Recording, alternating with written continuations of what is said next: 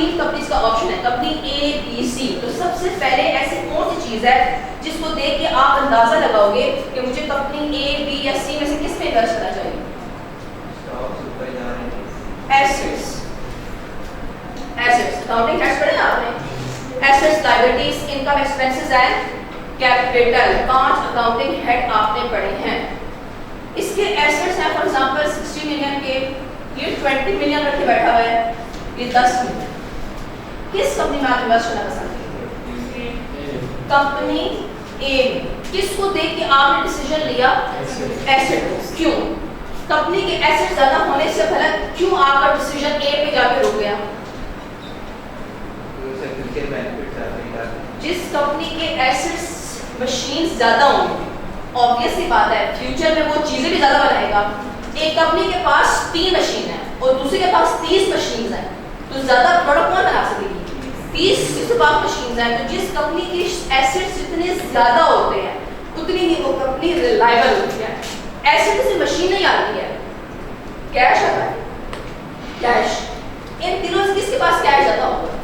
Company ए के पास। में cash asset में आता है, करंट एसेट में, तो कैश ज्यादा। तो ऑब्वियस सी बात है जब किसी कंपनी के पास कैश ज्यादा होगा तो फिर वो आपको डिविडेंड भी दे सकेगा रिटर्न, और फिर वो क्या करेगा? चीजें भी ज्यादा बना सकेगा। वो मटेरियल भी खरीदेगा अपने प्रोडक्ट बनाने के लिए मटेरियल। अगर ये डाइस बनाने वाली कंपनी है, इसके पास कैश नहीं है, तो क्या ये डाइस बना सकती है? क्या इसको बेच सकती है कस्टमर को? अगर इस कंपनी के पास कैश है तो ये क्या करेगी? लकड़ियां खरीदेगी, मटेरियल, लकड़ियां खरीद क्या बनाएगी?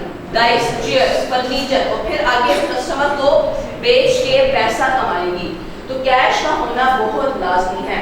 कैश होगा तो आप लकड़ियां खरीदेंगे, कैश होगा तो बिजली का बिल भरेंगे, कैश होगा तो मजदूरों को तनख्वाह देंगे, एम्प्लॉइज को तनख्वाह देंगे। अगर आपके पास कैश नहीं होगा, ना लकड़ी आएगी, ना बिजली आएगी, ना मजदूर काम करेगा, वो बोलेगा सर कि हम फ्री में बैठे हुए यहाँ पे फ्री में काम करें, तो फिर आपकी कंपनी एट द एंड बंद हो जाएगी। इसीलिए किसी भी कंपनी में एसेट्स जितने ज्यादा होंगे वो कंपनी उतनी रिलायबल कंसीडर की जाती है। और एक और चीज भी होती है, सिक्योरिटी। आपने सुना होगा मॉर्गेज, बैंक के पास। अगर इस कंपनी के पास बड़े आजकल मुश्किल हालात है, इस कंपनी को पैसों की जरूरत है, तो बैंक के पास जाती है कंपनी लोन लेने के लिए। बैंक कंपनीज को इजीली लोन दे देता है, लेकिन क्या बैंक वैसे देता है सर आए हमसे करोड़ों रुपए वैसे ही ले जाएं? वो क्या रखवाता है गिरवी? मॉर्गेज सिक्योरिटी पर आपकी कोई ना कोई मशीन, जमीन, बिल्डिंग, कोई ऐसी चीज को आपसे रखवाता है जिसकी कीमत वही होती है जितना आपने पैसा कर्जा लिया हुआ होता है। अगर कंपनी बी, सी और ए जाएगी तो बैंक सबसे ज्यादा खुश किसको होगा देने में लोन? ए को। क्यों? कि बैंक को पता है कि अगर 1 करोड़ ले रहा है तो फिर उसके पास 50 मिलियन के एसेट्स भी हैं। अगर ये बंदा मुझे पैसे अदा ना भी कर सके कंपनी, तो मैं क्या करूंगा? बैंक फिर इस कंपनी के एसेट्स बेचकर अपने पैसे वसूल कर लेगा। बैंक नुकसान में नहीं जाता, वो कोई ना कोई चीज अपने पास सिक्योरिटी पे रखवाता है, ताकि अगर आप भागने की कोशिश भी करो या भाग भी जाओ तो वो चीज बेच के वो अपने पैसे वसूल कर। क्लियर? तो इसीलिए बैंक पर्सपेक्टिव से भी आपके पास एसेट्स का होना लाजमी है। एक सिक्योरिटी वाला पॉइंट हो गया। दूसरा, जितना ज्यादा पैसा होगा उतनी चीजें ज्यादा बनेगी, आप ज्यादा कस्टमर को चीज बेचोगे। फिर उसके बाद जितनी मशीन ज्यादा होंगी उतना ही आप चीजें ज्यादा बना सकोगे। जब चीजें ज्यादा बनाओगे तो कस्टमर को बेचोगे और फिर क्या कमाओगे? इनकम या प्रॉफिट। ऐसा है। सेकंड, आप क्या चीज देखोगे किसी भी कंपनी में इन्वेस्ट करने से पहले? लायबिलिटीज। इसकी लायबिलिटी है 5 मिलियन, इसकी है 10 मिलियन, इसकी है 20 मिलियन। किस कंपनी में आप इन्वेस्ट करना पसंद करेंगे अकॉर्डिंग टू लायबिलिटीज? कंपनी ए। वजह, जितना कर्जा कम ऐसे ही है उतनी ये रिलायबल कंसीडर की जाएगी। अगर फॉर एग्जांपल इस कंपनी ए पर मुश्किल हालात आ भी गए और कोई पैसा नहीं दे रहा, कर्जा नहीं दे रहा, अगर कंपनी ए बैंक के पास जाएगी और कंपनी बी सी, तो बैंक सबसे ज्यादा खुश होगा कंपनी ए को देने में। एक तो इसके एसेट ज्यादा है, दूसरे इसने ऑलरेडी पैसा कर्जा कम लिया हुआ है, क्योंकि बैंक बोलेगी भाई बी और सी को आपने ऑलरेडी 10-20 मिलियन के कर्जा लिया है, आप और कर्जा मांगने आ गए हैं, पहला वाला तो आप चुका नहीं रहे और ऊपर से और लेने आ गए। पहले वाला तो आप दे दे, फिर हमें देने का आप सोचिएगा। लेकिन कंपनी ए ने चूंकि किसी से भी तक इतना कर्जा नहीं लिया तो बैंक इसको देने में खुश होगी। वो बोलेगी सर आपने बड़ा कम कर्जा लिया हुआ है, कोई बात नहीं, हमें पता है कि आपके पास एसेट्स भी ज्यादा है और ऑलरेडी कर्जे भी कम है, तो आप इजीली हमें ये कर्जा चुका सकते हो। तो इसीलिए लायबिलिटी जितनी कम उतनी ही वो लेस रिस्की होगी, वो कंपनी उतनी ही वो कंपनी रिलायबल होगी। क्लियर? सप्लायर की बात करते हैं। क्रेडिटर, आपकी दुकान खाली होगी, आप गए कंपनी ए बी सी तीनों लाइन से बैठे हुए हैं सप्लायर के पास, सर हमें कर्जे पे 50 लाख की चीजें दे देंगे। सप्लायर किसको देगा?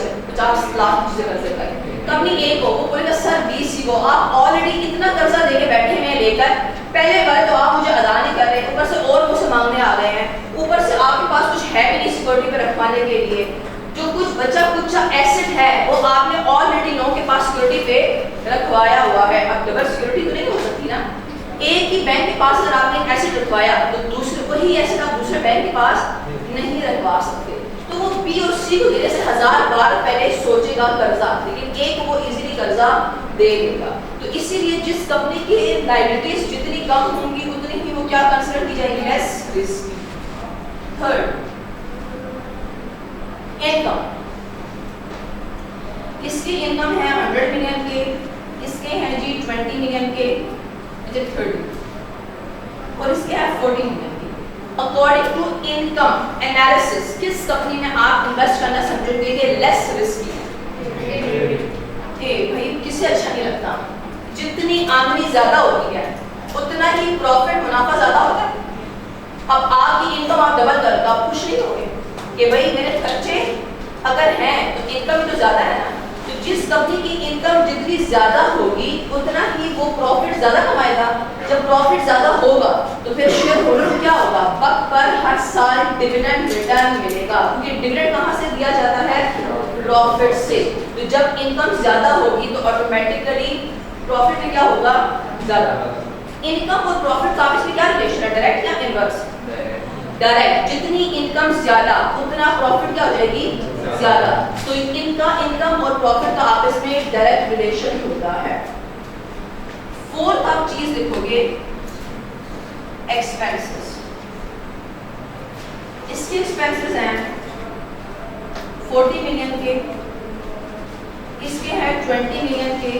एक्सपेंस अकाउंटिंग में आप माइनस का साइन नहीं लगाते हैं। अकाउंटिंग में अगर आपने किसी चीज को माइनस करना है तो आप ये ब्रैकेट का साइन लगाते हो। अकाउंटिंग में जब भी मैं कोई चीज माइनस करूंगी तो मैं ब्रैकेट का साइन लगाऊंगी। ब्रैकेट का साइन का मतलब है माइनस करना। आप अकाउंटिंग में माइनस का साइन नहीं शो करते हो, दैट ब्रैकेट लगाते हो। और इसके एक्सपेंसेस हैं 13। कंपनी ए को इनकम कितनी आ रही है? 100। खर्चे कितने हो गए? तो प्रॉफिट मुनाफा बचत कितनी होगी? बी भाईजान को और सी किसको सबसे ज्यादा प्रॉफिट होगा? ए। क्यों? क्योंकि उसकी अगर इनकम के साथ कंपेयर किया जाए तो एक्सपेंसेस बहुत कम है। तो अगर आप खुद सोचिए आपकी इनकम डबल हो, खर्चे कम हो, तो मुनाफा, income, saving, profit at the end आपको क्या हो जाएगा? ज्यादा होगा। तो अगर जिस कंपनी के पास ज्यादा प्रॉफिट होगा तो जब शेयर होल्डर उसमें खुश होगा है जिसके पास कम प्रॉफिट होगा ज्यादा। क्यों? क्योंकि वो इसलिए खुश होगा, उसे पता है जिसके प्रॉफिट ज्यादा होंगे हर साल हमें वक्त पर रिटर्न डिविडेंड दिया जाएगा। क्लियर? तो अगर आपने प्रॉफिट कैलकुलेट करना है अकाउंटिंग में तो आप कैसे करेंगे? Income minus expenses. इनकम में से खर्चे लेस कर दो तो आपके पास जो एंड फिगर आती है वो क्या आ जाती है? प्रॉफिट। तो इनकम जितनी ज्यादा उतनी बेहतर और एक्सपेंसेस जितने कम उतनी बेहतर।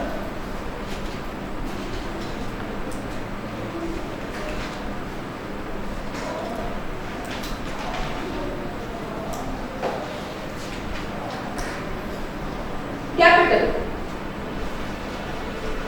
इसके कैपिटल हैं 100 मिलियन के, इसके हैं 25 मिलियन के, इसके हैं 35। किस कंपनी में आप इन्वेस्ट करना पसंद करेंगे? कंपनी ए में। वजह के बाद कैपिटल ज्यादा है। आप एक बार तो सोचिए ना, इस कंपनी में कोई तो खास बात है कि ऑनर धड़ाधड़ पैसे लाए जा रहे हैं। आप किस कंपनी में इन्वेस्ट करना ज्यादा पसंद करोगे, जिसमें ऑलरेडी बहुत सारे लोगों ने लिए हुए हैं कि जिसमें एक दो लोगों ने लिए हैं? बहुत सारे, क्यों? क्योंकि जो बहुत सारे लोग हैं जब वो अपने अरबों खरबों रुपए उस कंपनी में बिलियन ट्रिलियंस लगा के बैठे हैं, क्या वो बेवकूफ है? उसमें कोई तो खासियत है उस कंपनी में, तभी तो वो इतना पैसा अपने लगा के बैठे हुए हैं।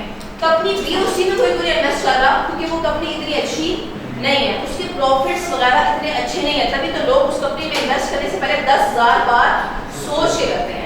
जबकि कंपनी ए में लोगों ने अन्य वहां पैसे लगाया है, तो फिर आप इसमें लगाओगे क्योंकि जितना ऑनर पैसा ज्यादा लगाता है तो इस कंपनी के पास पैसा क्या होगा?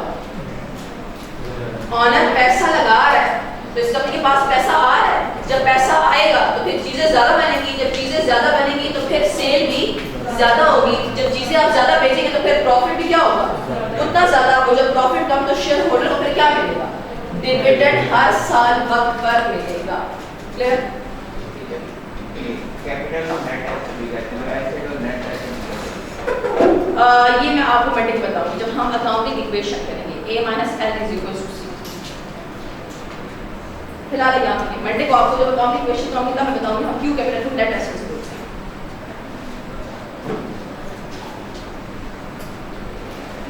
लिखे जरा इसको और वो सारी डिटेल लिखें, assets, liabilities, income, expenses, profit, capital के बारे में जो मैंने आपको अभी ज़बानी कलामी बताई है, ये आपने अभी अपने पास लिखनी है, चाहे जिस ज़बान में आप लिखें, बस आपका लिखना होना चाहिए।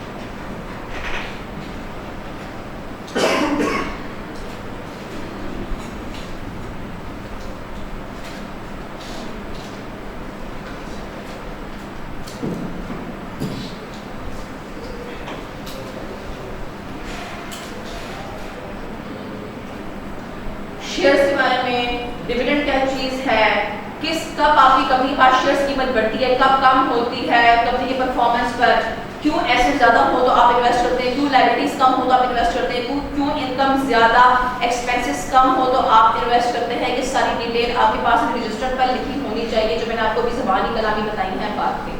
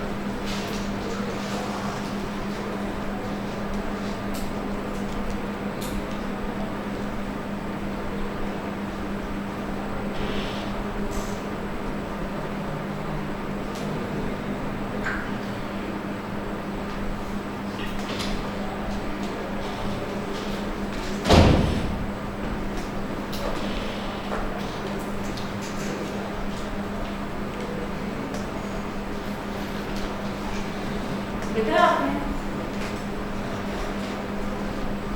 ओह वाह, सही क्या लिखा है? डिटेल क्या है इसमें?